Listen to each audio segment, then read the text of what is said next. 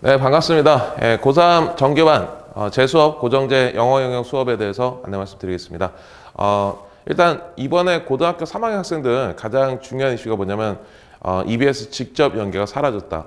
직접 연계란 건 뭐냐면 똑같은 지문이 EBS 지문에 똑같은 지문이 출제가 되던 그런 경향이 이제 사라져서 이전에 시간 단축이 굉장히 많이 됐었는데 이제는 EBS를 통한 시간 단축이 어려워졌습니다. 그래서 간접 연계라는 게 있긴 하지만 원래 EBS 지문 속에 들었던 일부 소재들을 활용한 다른 지문이 나오기 때문에 이제는 EBS 공부를 통해서 간접 연계 부분도 저희가 직접 그 간접 연계 교재를 만들어서 론칭을 하겠지만 그렇지만 바로 이제 보자마자 정답 찍는 이런 것들은 불가능하기 때문에 시간이 많이 부족해질 겁니다. 실제로 EBS의 시대 이전에는 제가 기억하기로는 학생들이 시간이 부족해서 문제를 답해주지 못하는 사례가 정말 많았거든요. 근데 EBS 시대로 넘어오면서 굉장히 많이 줄었죠. 자, 그럼 이제 중요한 이슈는 뭐냐면 바로 본질적인 해석력을 다루는 그런 이슈가 중요한 이슈가 될 거예요. 그래서 자, 예전에 공부해봤겠지만 공부하신 분들 아시겠지만 이제 뭐 한 3-4줄 정도 되는 그 굉장히 긴 문장 있잖아요. 긴 문장을 가지고 반복 숙달을 시켜서 결과적으로 해석력을 끌어올리는 그런 수업이 아마 대세가 될 것 같습니다. 올해는 아마 분위기 보면서 사람들이 잘 모를 것 같고 내년부터 혹은 내후년부터는 그게 대세가 될 것 같은데 저는 사실은 그 부분을 미리 준비해 와서 우리 학생들에게 전달해드리고 있어요. 자, 그러면 해석력을 높이기 위해서 물론 단어 실력도 중요하지만 단어 얘기는 좀 뒤에 하고 문장 해석력을 높이기 위해서 어떤 식의 접근 방법이 좋을지 한번 들어보시기 바랍니다. 자, 일단은 학생들이요, 고3이 되면은 문제집을 계속 푸는데요. 문제집을 푼다라는 행위 자체로는 실력이 전혀 오르지 않습니다. 자, 왜냐하면 문제집을 풀 때는 정답을 고르는데 필요한 정보에만 집중을 하고요. 그 나머지 부분에 대해서는 사실은 살짝 몰라도 문제가 풀리기 때문이죠. 그래서 이 지문을 좀 더 꼼꼼하게 해석을 해야 되는데 근데 학생들이 그렇게 하기가 쉽지 않죠. 왜냐하면 공부를 한다 그러면 보통 모르는 단어가 들어있는 그런 부분들은 공부합니다. 그렇지만 내가 아는 단어가 들어있어서 대충 이런 뜻 아니야 추측했던 부분들은 전혀 건드리지 못하고 있는데 문제는 뭐냐면 고등학교 3학년 변별력의 핵심은 정말 모를 만한 단어들을 가지고 변별력을 만드는 게 아니라 알고 있는 고교 기본 어휘들을 가지고서 변별력을 만들어내요. 그러면 첫 번째 이 문장 해석도 어떤 게 이슈가 되는지 제 말 한번 들어보세요. 제가 고등학교 선생님이었습니다. 고등학교 선생님 하다가 강남대성학원으로 들어와서 처음에는 정말 강의평가 거의 꼴찌 수준을 했어요. 그래서 원장님한테 끌려가서 이런 식으로 하면 잘린다라고 경고도 듣고 그랬었는데요. 제가 이제 그래서 학생들이 뭘 궁금해하는지 정말 몰라서 문제 푸는 거나 해석하는 걸 진짜 1000명 이상을 제가 다 첨삭을 해줘 봤어요. 그랬더니 학생들이 틀리거나 오역을 범하는 그런 포인트들이 정해져 있더라고요. 그게 저희 지금 학원 강사의 생활의 토대가 됐고, 자, 제가 이제 강남대성학원에서 전 과목 통틀어서 전체 1등을 하게 된 계기가 됐습니다. 제가 수업 시간에 들어가서 너희들 이렇게 해석했잖아, 너희들 이렇게 풀었잖아 하게 되면 학생들이 갑자기 졸던 학생들 고개를 딱 들게 되는 거죠. 어떻게 내 얘기를 알고 있지? 네, 이런 식의 접근 방법. 그러니까 저는 학생들이 모르는 부분은 정확하게 알고 있는데 학생들은 그 부분 인정을 안 하는 부분이 있어요. 자, 예를 들어볼게요. 자, 제가 이제 1, 2월 달 동안에 이 피지컬을 높이기 위해서, 영어 피지컬을 높이기 위해서 전략적인 무슨 꼼수가 아니라 영어 실력 자체를 높이기 위해서 자, 이런 부분들 봅니다. I have never been so happy. 너무나 쉬운 문장이죠? 단어가 모르는 단어 하나도 없습니다. 자, 고등학교 3학년의 해석의 변별력은 뭐냐면 모르는 단어에서 나오는 게 아니라 아는 단어로 되어 있지만 해석이 잘못된다. 여기에 변별력이 있거든요. 자, 이거를 학생들한테 무슨 뜻이냐 물어보면 학생들이 나는 그렇게 행복하지 않았어. 나는 불행했어. 자, 이런 쪽으로 가거든요. 근데 실제 이 문장은 무슨 뜻이냐면 나는 그 정도로 행복했던 적이 없어. 난 정말 행복했어. 그래서 정말 행복하다는 뜻이 됩니다. 자, 어때요? 불행하다와 행복하다 정반대 해석이잖아요. 그러니까 이 부분을 너희들이 틀리게 해석했다는 사실 나는 알고 있어라고 딱 찝어줄 수 있는 그런 강의가 자, 제가 200문장에 들어가는 그 다양한 패턴들이 있는데요. 이 패턴들을 제가 발견하기까지 실제 경험이 사용됐고 그래서 학생들이 열광한 나머지 제가 이제 강의평가를 잘 받게 되는 계기가 되고 대치동에서도 이렇게 입성을 하게 된 계기가 됐었는데 예전에 지금 보시면 알겠지만 이게 정말 쉬운 단어로 되어 있습니다. 그렇지만 학생들이 결정적으로 잘못 해석하는 그런 부분들이 있어요. 그 부분을 가지고 정확하게 찝어서 관심이 이끌어낸 다음에 너희들이 이렇게 했잖아. 이렇게 관심이 이끌어낸 다음에 그 다음에 피드백을 주는 거랑 자 이거는 해석하는 방법이 이거여서 현미경처럼 쪼개가지고 기계적으로 쪼개는 그런 강의는 사실 학생들의 흥미 자체가 떨어집니다. 자 그래서 모르는 것을 모른다고 인식을 해야 돼요. 학생들이 난 이렇게 했는데 잘못됐나? 이렇게 인식하는 그 과정 요게 포인트고요. 그 다음에 2등급과 1등급 차이에 대해서 말씀드리겠습니다. 제가 2등급뿐만 아니라 3등급 학생들도 개인적으로 상담을 하거나 이렇게 가르침을 줄 때 학생들을 데려다 대화를 해보면 뭐가 신기하냐면 얘네들이 영어를 상당히 잘해요. 영어를 너무너무 잘합니다. 생각보다. 그래서 이것 좀 물어보면 대부분 잘 알아요. 특히 2등급 학생들은 1등급하고 무슨 차이가 있지 아마 이렇게 생각할 거예요. 그래서 가르치는데 아마 처음 경험이 없는 사람들 같은 경우 얘는 잘하는데 왜 1등급이 안 나오지? 계속 의아해할 텐데 사실 그게 무슨 차이냐면은 반응 속도의 차이입니다. 1등급 학생들은 딱 보고서 아는 속도 자체가 빨라요. 2등급 학생들은 이거 아는 건데 하고서 멈칫멈칫한 그 순간이 있습니다. 그래서 이게 아는 것도 빠르지 않으면 아무 쓸모가 없거든요. 왜냐하면 수능에 가면은 보통 그 글을 이 정도 속도로 읽어요. 이 정도 속도로 쭉 읽게 되는데 근데 중간에 알긴 아는데 이게 뭐였지 하는 게 하나 나타나면 사실 그 모르는 거랑 똑같습니다. 많은 학생들이요. 저한테 상담하면서 저는 고등학교 1학년 때는 무슨 말인지 다 알아요. 1학년 때는 제가 1등급 받은 적이 있는데 근데 계속 떨어졌어요. 고3 때 확 떨어져서 틀리라고 문제 출제하기 때문에 많이 떨어지거든요. 확 떨어져서 이거 어떻게 해야 될지 모르겠어요 라고 하는데요. 걔네들 보면은 학생들이 꽤 잘 알아요. 근데 보면은 오랫동안 내신 공부하고 영어 공부 자체를 안 해가지고 그래서 이 단어나 아니면 표현 같은 게 반응 속도가 굉장히 떨어져 있습니다. 감이 떨어져 있다는 건 뭐냐면 알긴 아는데 속도가 떨어진 거예요. 그래서 아는 것도 더 빠르게 만들어줘야 돼요. 이를테면 아까 전에 기본적인 문장이 있었으면 이렇게 긴 형태, 비슷한 패턴의 문장 이것도 제가 학생들이 어떻게 잘못 해석하는지 다 알거든요. 보면은 좀 길죠? Nothing so far cheating government works so well for the greatest number as democratic systems. 이렇게 길거든요. 근데 학생들이 이거 해석해보라 그러면 저는 알아요. 아까 전하고 비슷합니다. 같은 패턴이기 때문에 아무것도 works so well. 효과가 그 정도 없다. 아무것도 효과가 별로 없어. 민주주의만큼. 민주주의도 효과가 떨어지고 다른 것도 다 효과가 떨어진다. 이렇게 부정적으로 해석하거든요. 근데 실제 뜻은 뭐냐면 야 민주주의만큼 그 정도로 효과가 좋은 게 없어. 민주주의 최고야. 이런 뜻이거든요. 사실 그 오역의 포인트는 뭐냐면 여기는 so 같은 보잘것없는 작고 귀여운 보잘것없는 단어 누구나 알고 있는 단어지만 사실 아무도 주목하지 않는 이런 부분들을 출제자는 결정적으로 해석의 오류를 발생할 거라고 생각해서 노립니다. 절대로 어려운 단어 때문에 틀리는 게 아니에요. 알고 있는 단어인데 그걸 조합하는 방식에 있어서 오류가 있는 부분 가장 기본적인 부분을 계속 건드려요. 그러면서 변별력을 만들어냅니다. 자, 아까 전보다 훨씬 더 큰 문장인데요. 근데 아까 전에 배웠던 원리 있잖아요. 그 정도로 뭐만 거 없어. 이 원리를 딱 적용하면 이 큰 거대한 문장이 사실 한 번에 마치 한 단어처럼 인식되게 만드는 그런 효과들도 있죠.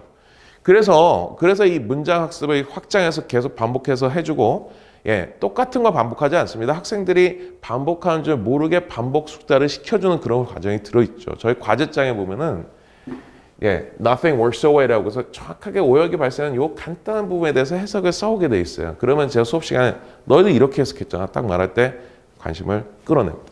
또 연결된 문제들도 있어요. 교재. 그럼 너희들 이거 이렇게 해석해서 틀렸잖아 라고 말하면 학생들이 관심이 끌어오죠.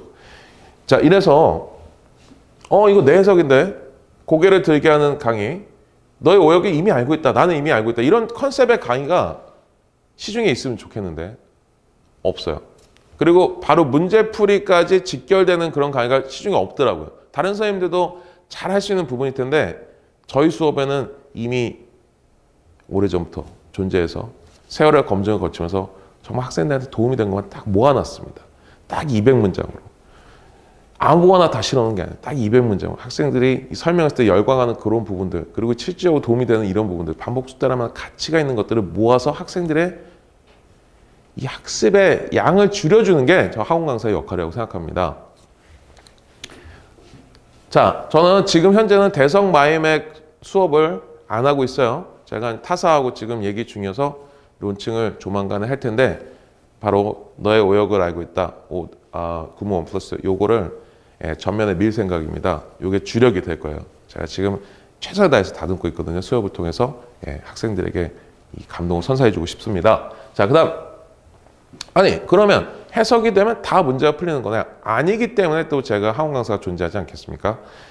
해석이 돼도요. 제가 이제 학생들한테 물어봐요. 야, 영어 영역 시험이 만약에 영어가 아니라 한국어로 잘 번역된 한국어로 쓰여져 있다면 자, 그렇다면 자, 그러면 너희들 1등급 맞을 수 있겠냐? 이렇게 물어보면 학생들이 대부분 고민하다가 1등급은 맞을 수 있죠. 이렇게 하는데 고등학교 3학년 문제, 1, 2학년 문제가 아니라 3학년 문제는 그렇지 않을 수도 있습니다. 왜냐하면 영어를 아무리 잘해도 이해가 안 될 만한 부분들이 정말 많이 들어가 있어요. 1, 2학년하고 다르게 영어를 정말 잘해도 알 수 없는 부분 이런 문장들이 막 섞여 들어가요. 주변에 맥락이 없으니까 무슨 말인지 모를 수도 있고요. 사실 그게 아니라 정말 정확하게 이해된 것만 가지고 문제를 푼다 그래도 선택지를 고른 과정에서 출제가 던져놓은 떡밥에 걸립니다. 이걸 물어요. 예, 물어서 정확하게 출제자가 의도한 대로 틀리게 돼 있어요. 왜? 고등학교 3학년 변별력이 필요합니다. 학생들을 선발해야 되는 시험이기 때문이죠. 아무에게나 1등급은 줄 수 없다. 자, 이런 원리가 들어있는데 제가 그중에서 한 가지 원리를 제가 설명을 드리면서 대비 방법에 대해서 설명을 드리겠습니다. 자, 제가 지문의 내용을 한국어로 대략적으로 이렇게 적어봤어요. 자, 무작위의 지문의 내용입니다. 사람들은 대체로 정직하다. 물론 거짓된 사람들도 있다. 그러나 사람들은 빈칸을 가지고 있다. 거짓된 사람들도 있지만 사람들은 뭘 가지고 있다? 정직함을 대부분 가지고 있다. 정직함이란 말이 정답이 됩니다. 주변에 이렇게 핵심만 간단하게 요약하면 여기 빈칸의 드라마를 알 수가 있어요. 그리고 주변에 분명히 말씀드렸죠. 사이사이에 영어를 정말 잘해도 무슨 말인지 알 수 없는 딴소리들이 많이 들어가 있어요. 그 고3 문제풀이는 그 부분을 정면 돌파하는 게 아니라 문제 푸는 상황이라면 문제 풀고 난 다음에 해석 연습해야 되겠지만 상황이라면 살짝 모른다고 인정하고 피해갈 수도 있어야 돼요. 이게 고3의 문제풀이입니다. 모른다고 좀 인정해야 돼요. 그래서 여기 정직함이라는 말을 선택할 수 있어야 됩니다. 정직함이라는 말, 학생들이 뭘 알고 있냐면은 빈칸에 들어갈 내용은 제시문 어딘가에 있는 내용이 반복되는 것이다. 그 똑같은 내용이 표현이 바뀌어서 paraphrasing 돼서 들어가는 것이다라는 그 원리는 정말 잘 알고 있어요. 어쩌면 여기 정직함이란 말은 꽤 잘 찍을 수 있는데 아까 말씀드린 대로 모르는 부분에 대해서 확실한 인정이 필요하죠. 근데 정직함이라는 생각 가지고 내려왔는데 문제는 뭐냐면 1번의 dishonest는 부정직함이고요. 2번의 reality는 뭔지 아시죠? 예, 뭔가 real 한 거잖아요. 그죠? 그 다음에 3번은 뭐냐면 integrity인데 3번의 integrity의 뜻을 학생들이 뭘 알고 있냐면은 충실함, 온전함 이런 뜻을 알고 있어요. 기본 어휘입니다. 자, 그러면 정확하게 정직함은처럼 보이는 거 없으니까 그나마 리얼리티가 좀 비슷하지 않나 생각해서 2번을 찍게 만들어 놨는데 이게 출제자가 던져놓은 떡밥이라는 거죠. 도대체 어떻게 떡밥을 던지느냐? 사실은 여기 반전이 있습니다. 인티그레이트라는 단어가요. 이 사전 찾아보면 충실함, 온전함, 고결함 왠가 좋은 뜻은 다 들어있는데 근데 정직함이라는 뜻까지 들어있어요. 자, 우리 학생들이요. 시중 단어장 가지고 공부하면 됩니다. 그러면 시중 단어장에 이 단어의 첫 번째 뜻을 공부하는데 시간이 많이 걸리죠. 고교 기본 어휘의 기본 뜻을 이해하는데 시간이 걸립니다. 충실함, 요거 하나 딱 암기를 했어요. 시험장에 갔습니다. 출제자는 인티그레이를 정답으로 갖다 놓고 어떤 생각하겠어요? 여기다 잘라 붙여놓고 야, 요거 정답 만들면 애들이 정직함이라는 뜻은 모르니까 정답이 정답처럼 안 보이겠지? 이렇게 웃으면서 음흉하게 정답을 딱 갖다 놓습니다. 예, 학생들한테 이 정답처럼 안 느껴집니다. 그러면 오답을 기웃거리게 만들 수 있죠? 오답 중에서 그나마 이 reality라는 게 뭔가 좀 진실하고 비슷하고 정직하고 비슷하니까 요걸 찍겠지라고 떡밥을 딱 던져놓는 거예요. 정답은 정답처럼 안 보이게 출제하고 오답은 매력적으로 출제합니다. 자, 이거 맞추는 방법 첫 번째는 뭐예요? integrity라는 단어에 정직함이라는 뜻이 있다는 걸 정확하게 알면 될 거 아니에요? 그죠? 근데 문제는 뭐냐면 이게 학생들이 기본 어휘의 기본 뜻을 공부하는데도 시간이 걸리는데 기본 어휘의 제3의 제4의 의미를 언제 공부하고 있습니까? 혼자 공부할 수는 있겠죠. 단어장에 이제 첫 번째 뜻 말고 오른쪽에 있는 두세 가지 뜻도 다 공부해야지 이렇게 욕심 가질 수 있겠지만 혼자 공부할 수 있어요. 그렇지만 저 같은 경우는 이렇게 정답에 출제되는 단어 생각해 보십시오. 고교 기본 어휘에서 출제가 됩니다. 아까 전에 문장에서도 마찬가지죠. 고교 기본 어휘예요. 그런데 변별력은 만들어야 되겠고 지금 저희 친구들이 저희 세대가 이제 수능 세대긴 한데 저희 세대들이 이제 친구들이 EBS 교재도 쓰고 출제도 참가를 하고 있는데 단어 어렵다 그러면 전부 다 잘려요. 다시 써라. 기본 어휘 내에서 출제해야 됩니다. 변별력은 필요하고. 어떻게 하지? 고민하면 그 결과는 어디로 가게 되겠어요? 정말 기본 어휘에 모르는 제2의 제3의 의미가 바로 노림수가 되는 거예요. 변별력이 되는 거예요. 그럼 학생들한테 이렇게 얘기하고 싶습니다. 이제 기본 어휘 공부했으면 어려운 단어 공부할 게 아니라 기본 어휘에 모르는 뜻을 공부해라 이렇게 말할 수 있지만 수가 너무 많다 그랬죠. 사실 자 이렇게 쉬운 단어의 제2의 제3의 뜻을 이용해서 정답을 정답처럼 보이지 않게 만드는 패턴 수능에서 25년 이상 지속이 되어 왔습니다. 그럼 제가 여쭤볼게요. 이 정답에 계속 빈출되는 단어들은 어느 정도 정해져 있습니까? 네, 정해져 있습니다. 반복되고 있습니다. 그럼 그런 단어들만 핵심적으로 따져서 정확하게 그 부분만 집중적으로 할 수 있으면 참 좋잖아요. 그죠? 네, 그래서 정확하게 저는 기본 어휘, 기본 뜻의 목록 다 있고요. 저희 교재에. 그리고 앞부분에는 바로 이 기본 어휘 중에서 정답에 출제되는 정확하게 106개의 단어에 대해서 정확하게 제 강의로 설명해서 설득을 합니다. 너 이렇게 출제되면 정답처럼 안 보이겠지. 이렇게 설득을 해서 주입을 시켜요. 원하든 원하지 않든. 106개로 줄여주는 게 저희 학원 강사의 역할이죠.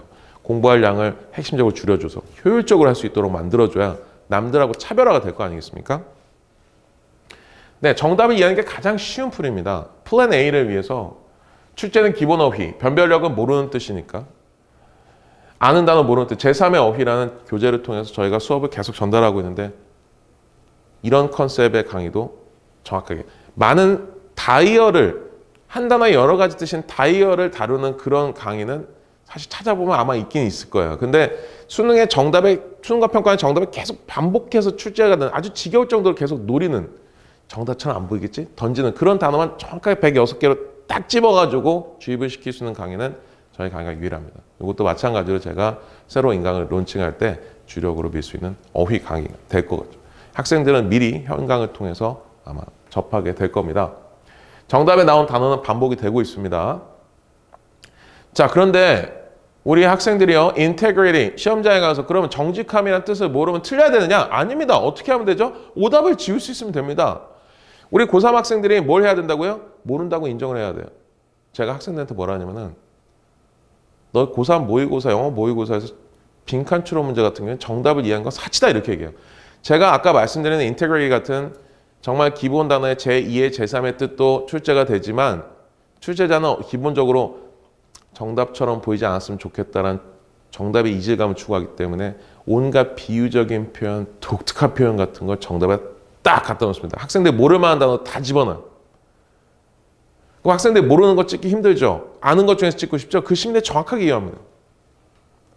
근데 사실은 오답은 지우기가 굉장히 쉬워요. 오답은 어떻게 지운다? 오답은 빈칸에 들어갈 내용을 딱 정해서 내려온 다음에 여기 아니면 딱딱 지우면 돼요. 근데 자, 정답이 정답처럼 보이지 않으면 상황에 압박을 받은 그나마 가까운 거 찍어서 틀리잖아요. 그럼 그거를 아주 효과적으로 지울 수 있는 강의가 있었으면 좋겠죠. 그게 이 강의입니다. 자, 예를 들어서 정직함이 정답이죠. 학생들은 이게 그나마 정답이라고 생각했습니다. 근데 학생들한테 제가 물어보는 거죠. 너희들 사람들의 정직함을 말할 때 reality라는 표현 쓴 거 본 적 있냐? reality가 뭐 현실 이런 뜻이지 사람들의 정직함을 표현하는데 reality가 사용된 적이 있냐? 라고 물어보면 학생들 아니라고 대답할 수 있겠죠. 그러면 이 정직함 아닌 거거든요. 그나마 비슷하긴 하지만 그럼 가차없이 지워야 돼요. 자, 이런 선택지는요. 아주 전형적입니다. 충분히 이 내용이 나올 만한 개연성은 있는데 실제로 재심을 보면 안 나와 있는 부분이에요. 제가 이런 식의 떡밥 출제자가 이거 딱 던져놓고 물어 이렇게 하고 있잖아요. 그죠? 이 똑같은 종류의 떡밥을 계속 반복해서 제가 설명을 하는 게 아니라 학생들이 반복해서 계속해서 이런 것들을 찍어서 틀리게 만들어요. 이번 주 다음 주 똑같이 틀리게 만들어요. 설명은 최소한 간단하게 합니다. 학생들이 직접 이제 계속 틀다 보면 이제는 약이 오르죠? 예, 테스트 점수 집에 갑니다. 약이 올라요. 계속 틀리니까. 자, 어떻게 되죠? 이거 지우는데 관심을 갖게 됩니다. 관심을 지가 가져야죠. 선생님들이 이거 중요해라고 아무리 소리쳐봤자 안 돼.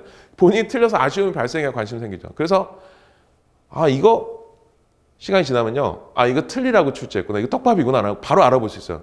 재심에 마치 있을 것 같은데 사실 재심에 없는 내용. 올라가서 다시 확인해보면 진짜 없는 내용. 그래서 지워야 되는. 이 똑같은 종의 오답을 정확하게 지워내도록 훈련을 시키면 출제자 머리 꼭대기에 쓰게 됩니다. 어떻게 이게 정답처럼 안 보여. 난 나머지 어쨌든 확실하게 지었으니까 정답 찍고 넘어가지. 난 인테그레이가 다른 뜻이 있는지 잘 모르겠지만 출제 의도를 정확하게 간파해서 출제 의도를 뛰어넘어서 오답을 지우게 만들 수 있습니다. 종류별로. 또 어떤 학생들은 또 dishonesty 같은 말 찍어요. 왜냐하면 학생들이요. 지문에 있는 내용이 반복된다는 사실에 너무 혈안이 돼 있기 때문에 또 뭘 놓치냐면은 거짓된 사람들도 있지만 그러나 다음엔 정직하다라고 해야 될 거 아니에요. 근데 거짓됐다는 말을 집어넣어. 왜냐하면 학생들은 지문에 거짓됐다는 말이 있었기 때문에 그걸 집어넣어요. 어쨌든 맞는 말이잖아. 이렇게 생각해. 어쨌든 사람들 부정직한 거 맞잖아. 그러면서 이 타이밍에 필요한 내용에 대해서는 굉장히 무감각해집니다. 생각해 보세요. 정답처럼 보이는 게 없어요. 근데 그나마 이게 맞는 말인 것 같아요. 그럼 찍고 싶죠. 이 심리를 정확하게 이용합니다.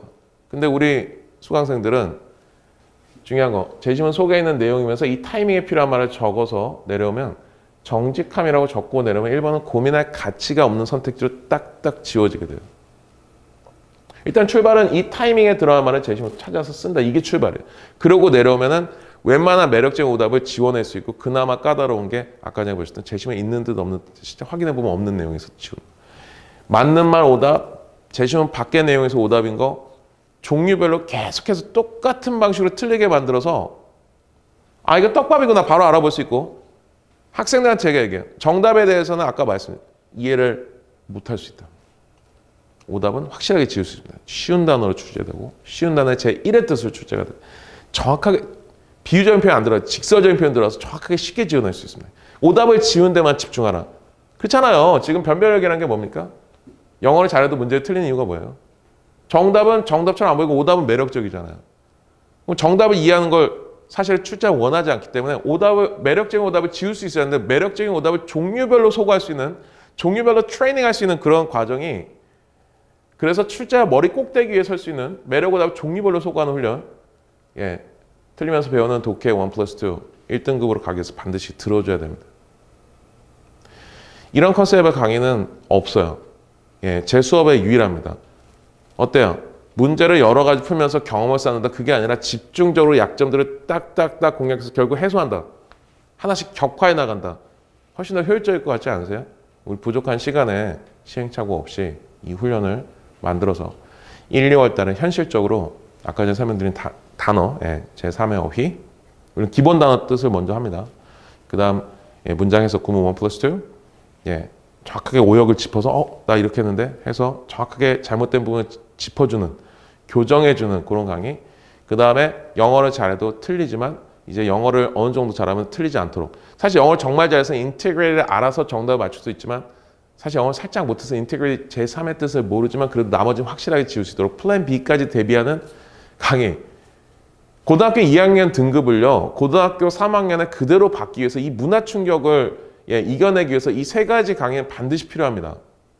만약에 시중에 비슷한 컨셉의 강의가 있다면 반드시 들어주세요. 저의 강의만 들으라고 하는 게 아니에요. 반드시 들어주세요. 고등학교 3학년하고 2학년 질적으로 틀립니다. 2학년 때까지 학생들 지문 읽을 필요 없었어요. 내신 같은 경우에는 그냥 지문 다 암기해서 가서 시험 보잖아요. 완전히 달라요. 고등학교 1, 2학년 그 모의고사도 있습니다. 근데 모의고사 틀리라고 출제하지 않고 맞추라고 출제해요. 고3 문제는 변별력 때문에 틀리라고 출제합니다. 아까 전에 보셨잖아요. 변별력만을 위한 변별력이에요. 수업 구성 설명드릴게요. 저희 30분 테스트 하는데 어휘 테스트, 리뷰 테스트 있습니다. 리뷰 테스트는 저희 과제장이 한 권의 책으로 되어 있고 따로 요금 받지 않는데요. 그 과제장 속에 보면은 다음 주 리뷰 테스트에 이것이 나올 것이다. 미리 예고가 되어 있어요. 학생들한테 막연하게 복습해라고 하면 뭘 해야 될지 모르거든요. 이거 이렇게 물어볼 거야라고 미리 가르쳐주고 하여튼 제가 거의 떠먹여 주듯이 원하든 원하지 않든 반복을 시켜서 또 누적되는 부분도 있어요. 제가 목표가 뭡니까? 학생들이요. 이거 고정경 선생님 수업에서 집중적으로 해서 이제 이번 시험에서 정말 이번 쉽게 해결했다.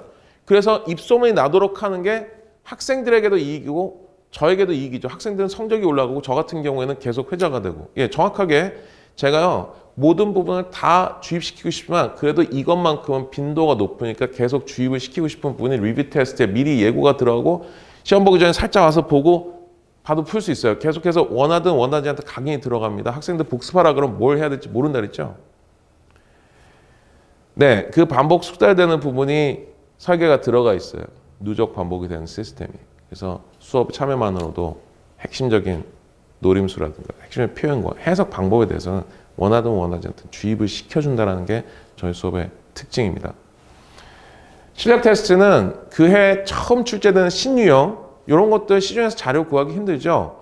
그리고 또 신유형 말고 또 학생들이 처음 풀어보는 그런 문제들 프레시한 상태에서 또 피드백 주면은 교재에서 설명한 것도 달라요. 그래서 제가 앞부분에다가 이 독해 문제까지 넣어서 갑니다. 실력 테스트는 학생들의 현재 실력을 평가한다라고 해야 될까?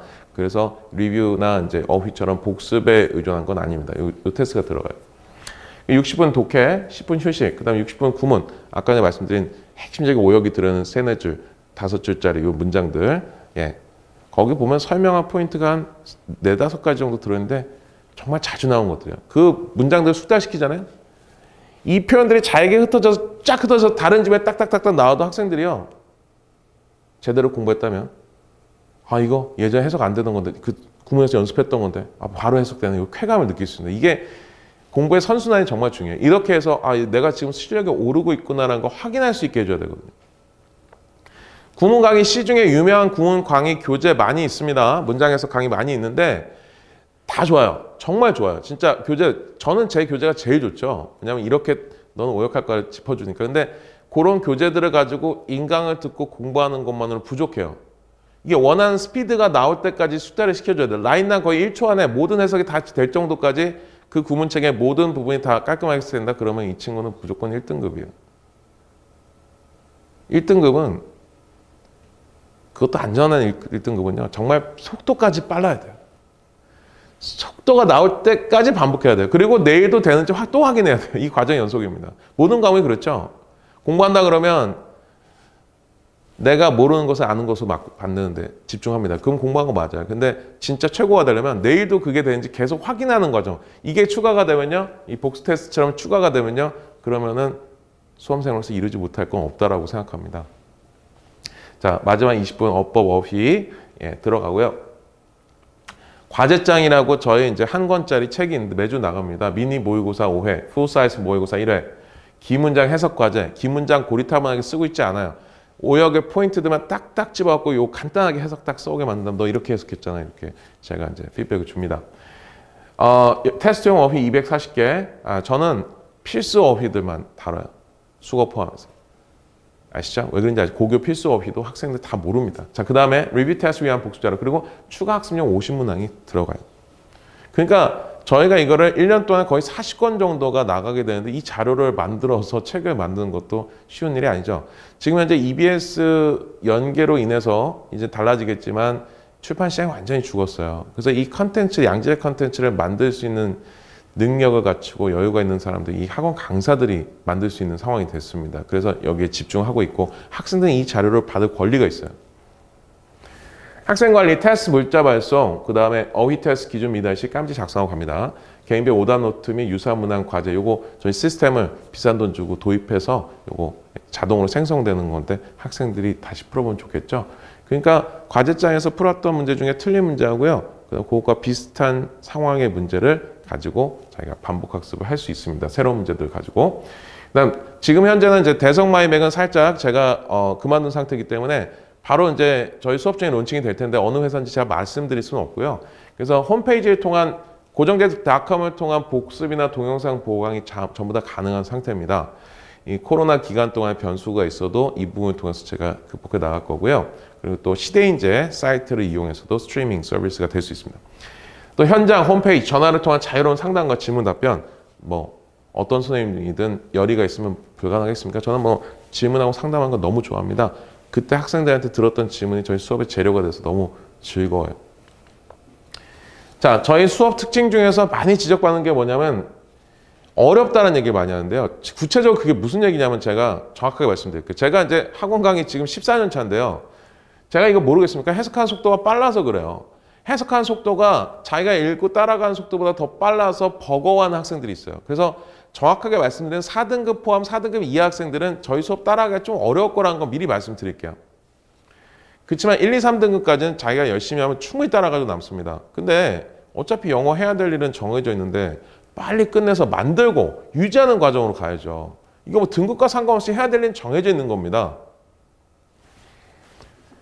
제가 이 속도를 유지하는 이유가 있어요. 저 원래 말 느린 사람이지만 일부러 더 빨리 합니다. 학생들 리듬을 맞춰가면서 수업하지만 그보다 좀 더 빠르게 했을 때 학생들이 반응이 어떠냐. 설문조사 다 해볼 거 아니에요. 몇십 년 전에 해봤겠죠. 예, 초창기 다 해봤죠. 그래도 이게 낫다. 그러니까 초반에 좀 학생들이 못 따라와서 탈락하는 학생들이 있을지라도 이거 따라가는 학생들한테 확실하게 독해 속도를 올릴 수 있고 스피드에 대한 감각을 키울 수 있다는 게 제가 확신이 있기 때문에 이 철학을 가지고 이 수업을 진행하고 있습니다. 설명을 놓치면 수업 직후 질문 저한테 무한대로 할 수 있습니다. 동영상을 통한 복습 당연히 가능하죠. 그래서 보완할 수 있어요. 어리만 있으면. 자, 그리고 필수 과제가 많지는 않은 편이에요. 왜냐면 그 과제장이 두껍긴 한데 거기서 필수적으로 풀어야 되는 것들은 아주 많지는 않아요. 하루에 1시간 정도 투자하면 해결할 수 있을 정도만 제가 과제를 줍니다. 왜냐면 영어만 할 수 없잖아요. 하루에 1시간 이상 영어를 한다? 비효율적이죠. 하루에 1시간 충분하다? 효율적이죠. 제가 보완하기 위해서 과제장에 추가 문항 풀 수 있어서 이렇게 두꺼운 거고요. 홈페이지를 통해서 추가 강의, 제가 이 현장에서 전달한 거 외에도 모의고사 해설이라든가 아니면 어휘에 대한 설명이라든가 연결어 특강이라든가 이런 것들은 저희 원래 인강 사이트에 있었지만 지금 단기적으로 제가 홈페이지 통해서 전달해 드리니까 학생 추가 학습 충분히 할 수 있어요. 자, 내신의 경우 EBS 연계가 지속될 가능성이 높아 보이는데 제 이름이 고정재입니다. 사실 제 이름 석자를 알리게 된 게 EBS 적중 때문이죠. 보자마자 정답이 가능했으니까.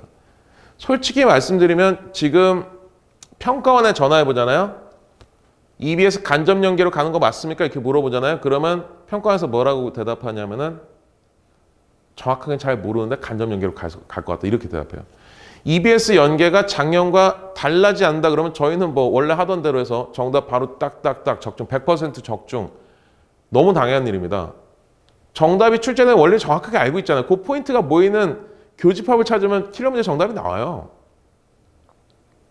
그런데 내신에서만 지속될 경우에도 저의 자료와 시대인재 컨텐츠 합쳐지면 솔직히 말해서 내신 자료, 두꺼운 내신 자료지 저희가 제공해 주는 것만으로 차고 넘칩니다. EBS와 관련해서 차고 넘쳐요. 그래서 내신까지도 제가 책임지는 강의를 하고 있습니다.